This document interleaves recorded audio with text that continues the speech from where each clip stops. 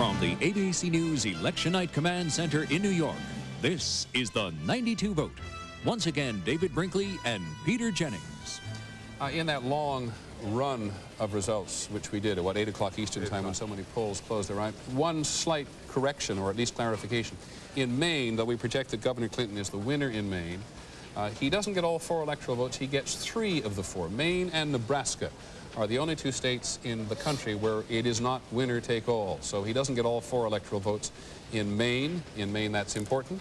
And the same will be true for whomever wins on what basis in Nebraska. Several other states are talking about doing it. Talking about doing it. I'm going to ask Hal Bruno. Hal Bruno's our political director here. Would you stand up for a second?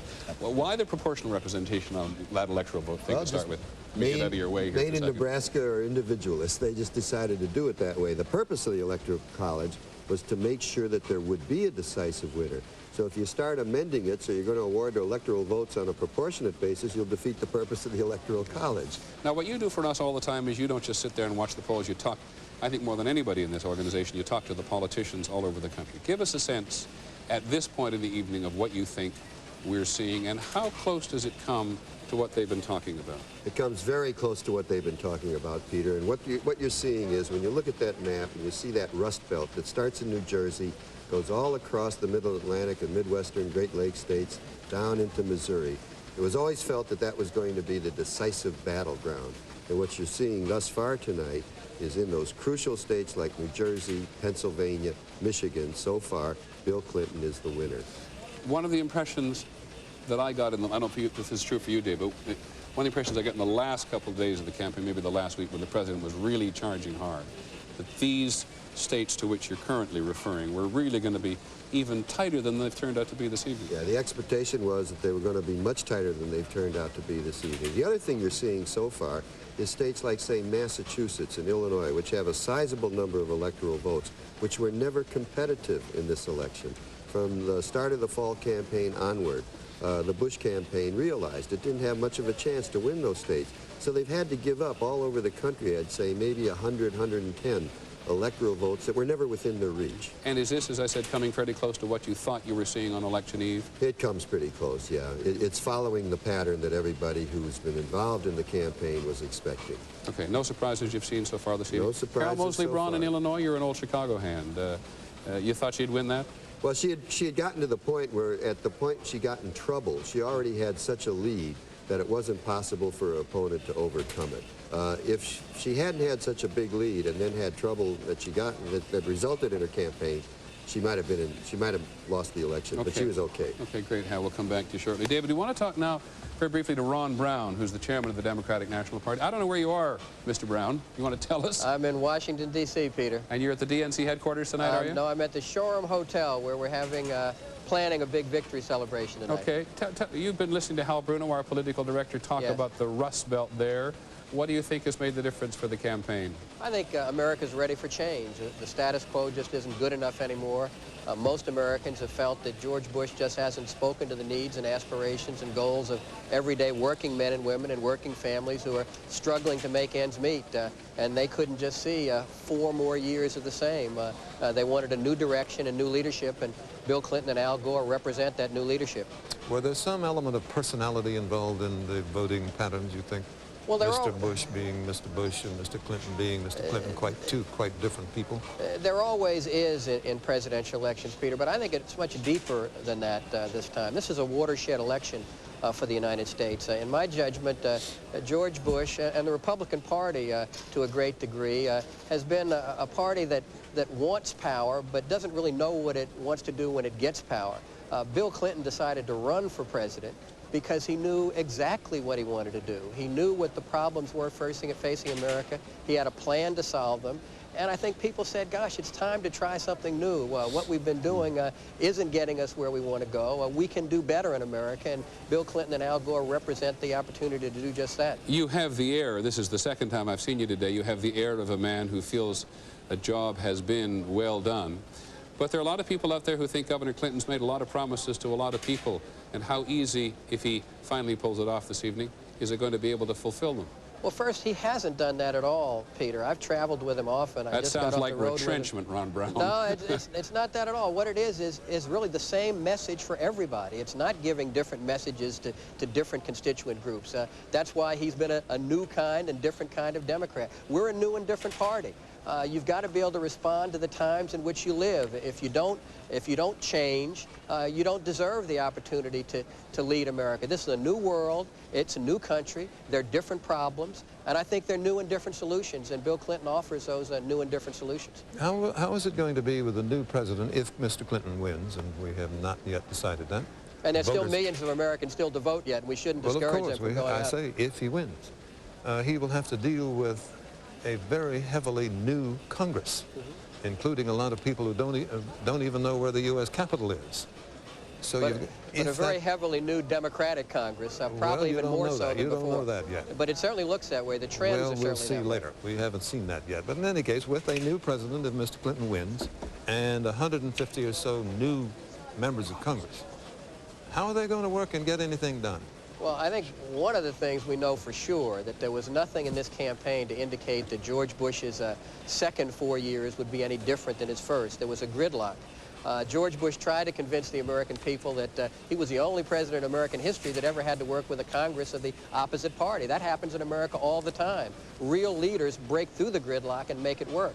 Bill Clinton, throughout his political career, has demonstrated he knows how to work with the legislative branch of government. That's one thing you want the President of the United States to be able to do, and I'm confident, as evidently many Americans are, that Bill Clinton is going to be able to make it work, going to be able to break the gridlock and get us back on track again. Ron Brown, thanks very much, the chairman of the Democratic National Committee, and a man who certainly has every right to feel at this point of the evening he's done well. But he also points to something very important. There's still a lot of time in various parts of the country to vote. There are a lot of propositions out there. In California, for example, there are two very important Senate races which have, in many respects, engaged people more than the presidential race has. So we'll be covering that as well as the evening continues. Hope you'll stay with us.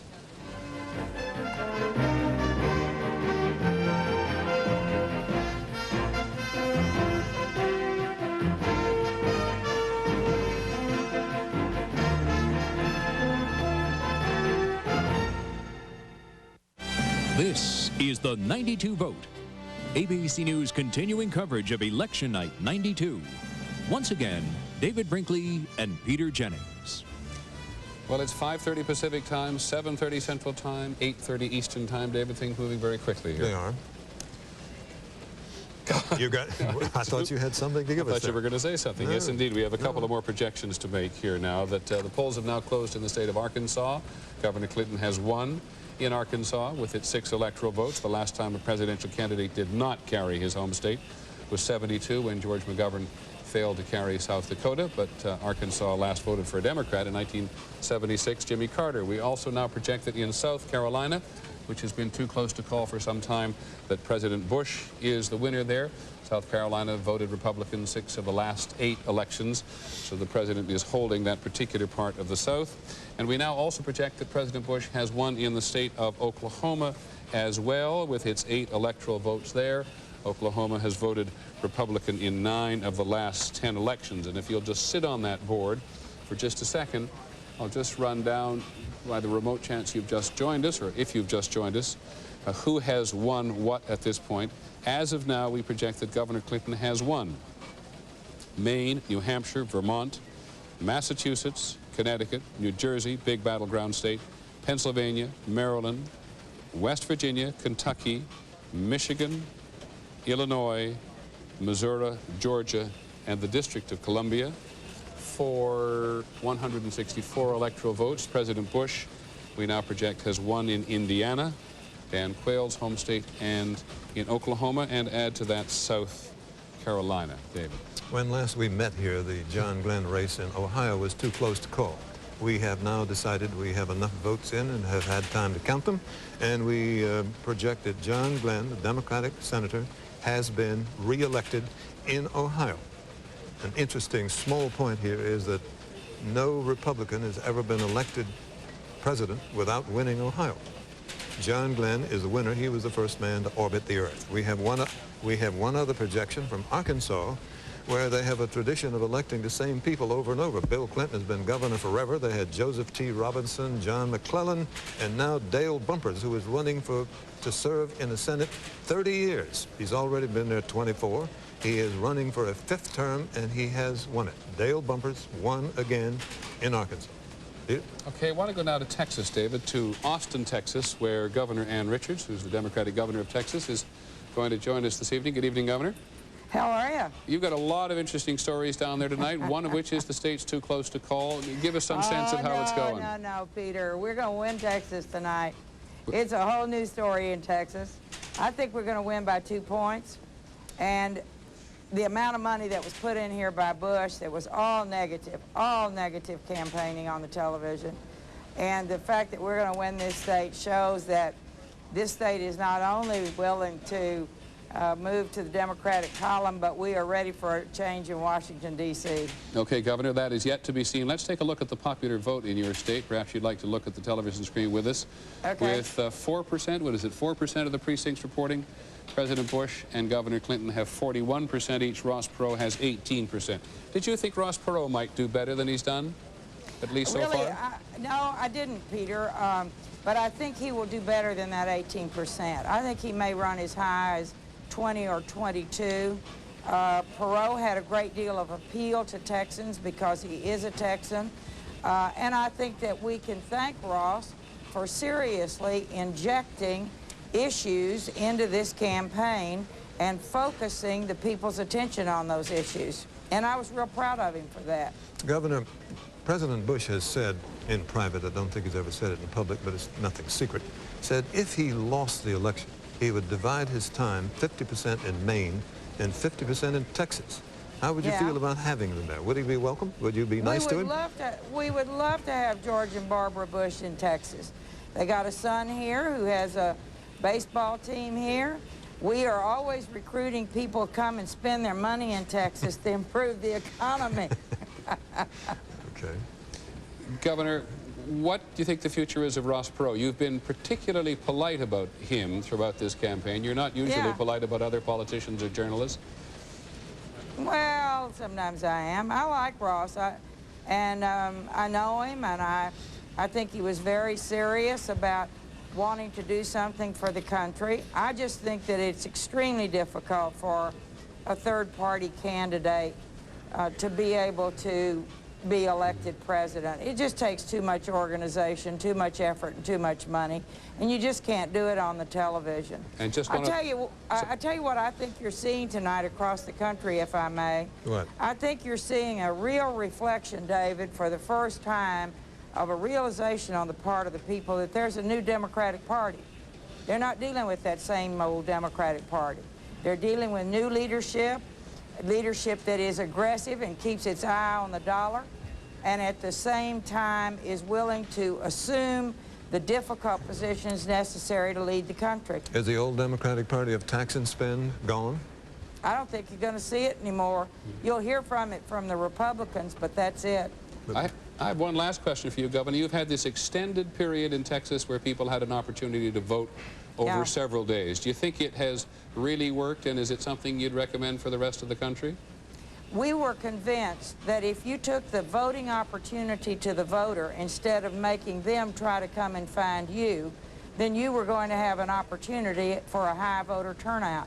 We're going to break all records in the state of Texas. We may vote as high as 80% of the people in my county here in the capital city. It is something every state should do. We should go out and seek the voter and not make the voter try to figure out how to find us. In the long run, democracy depends on our participation. Governor Richards, thank you very much. In Austin, Texas tonight. Ann Richards, the Democratic governor of Texas.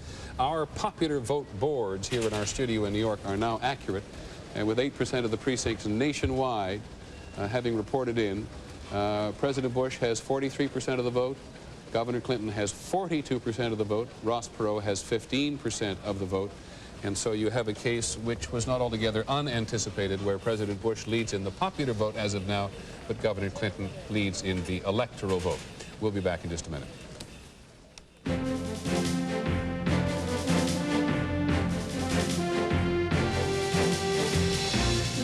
ABC News coverage of the 92 vote will continue.